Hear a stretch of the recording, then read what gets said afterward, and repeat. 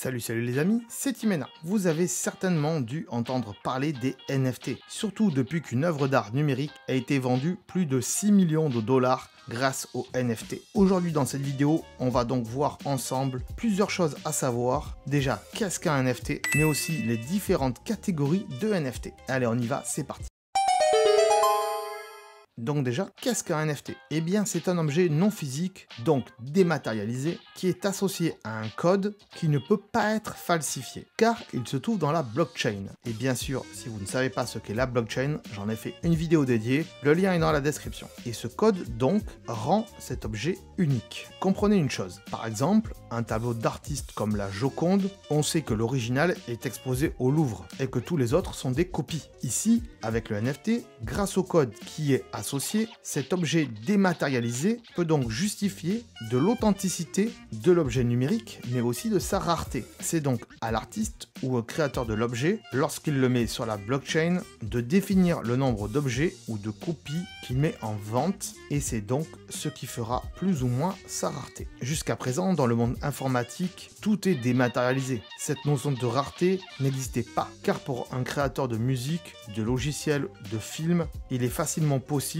de le copier à l'infini. Grâce au NFT et au code qui sera associé, on pourra donc vérifier si vous avez copié. Grâce au NFT et au code qui est associé, on pourra donc vérifier si vous avez une copie de l'objet ou si vous avez une œuvre originale. Prenons l'exemple d'un jeu vidéo comme Assassin's Creed. Si vous achetez l'avatar d'un personnage sur le store d'Ubisoft, rien ne vous dit qu'il est rare. Tout le monde peut en acheter à l'infini. Mais si demain, Ubisoft décide de mettre en ligne un avatar unique que l'on pourra acheter que via la plateforme de NFT, celui qui l'a acheté sera le seul possesseur de cet avatar. Il pourra le revendre plus cher s'il le désire lorsqu'il voudra s'en débarrasser. Et lorsqu'il va se déconnecter du jeu, cet avatar n'existera plus. On va parler maintenant des différentes catégories de NFT.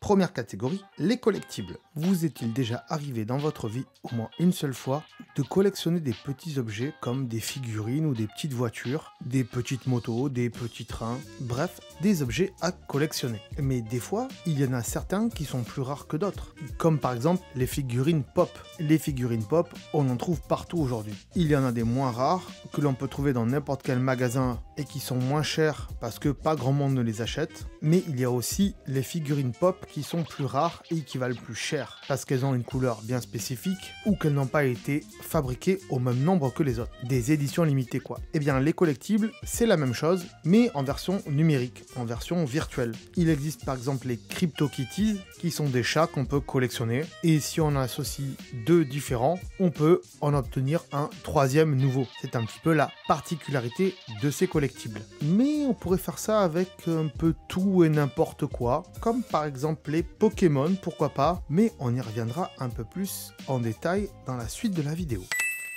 Deuxième catégorie, les métaverses, qui vous rend propriétaire d'un terrain dans un jeu vidéo ou un jeu de construction. Imaginez par exemple que demain, Minecraft décide de faire une map illimitée où tout le monde peut se rencontrer, une espèce de gros serveur, on est d'accord, mais que certaines parties de la carte vous soient réservées. Ça veut dire qu'il n'y aura que vous qui pourrez construire dans cette carte et que vous qui pourrez modifier les choses de cette partie de la carte. Mais vous pourrez aller visiter les autres parcelles qui sont sur la carte et ainsi aller voir ce que les autres ont fait sur leur map. Et ça peut être vachement cool et ça commence déjà à être appliqué dans certains jeux vidéo. Même si là encore il y a des dérives puisque des marques achètent des bouts de terrain pour pouvoir créer une publicité gigantesque à l'intérieur du jeu vidéo. Donc c'est pas très cool pour ça.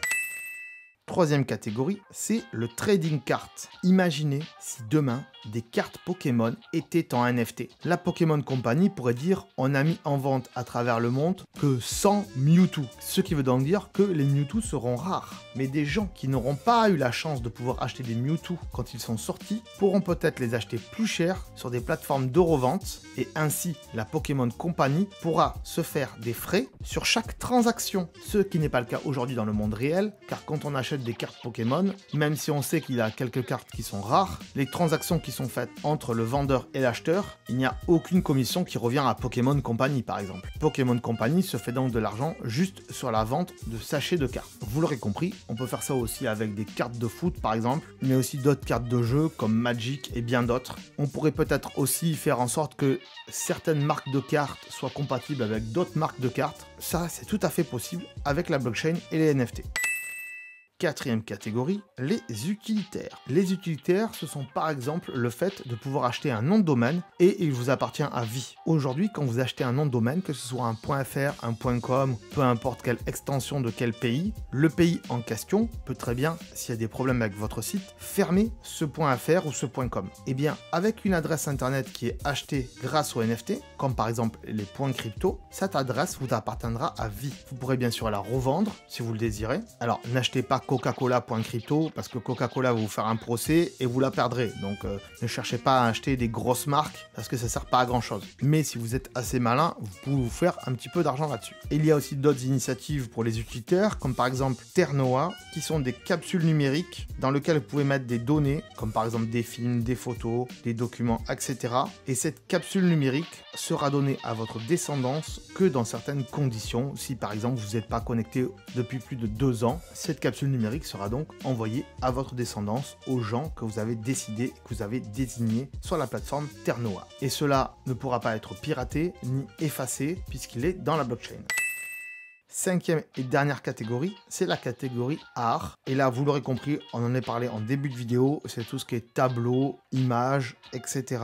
qui pourrait avoir un intérêt artistique. Une fois que vous aurez acheté une œuvre sur une plateforme de ce genre, comme par exemple Rarible ou OpenSea, vous pourrez ensuite la mettre sur des sites comme Terra Virtua, qui sont des espèces de musées virtuels. Et avec un Oculus, par exemple, vous pourrez visiter ce musée virtuel. Bref, voilà, il y a pas mal de choses à dire sur les NFT. Moi, j'ai voulu être simple de manière à ce que vous compreniez le mieux possible. Si vous voulez plus d'infos sur les NFT et toute cette technologie autour de la blockchain, je vous conseille d'aller voir la chaîne de Asher. Je vous remets bien sûr le lien dans la description. Il dit beaucoup de choses, vous allez peut-être vous y perdre, mais cette chaîne est vraiment pas mal du tout.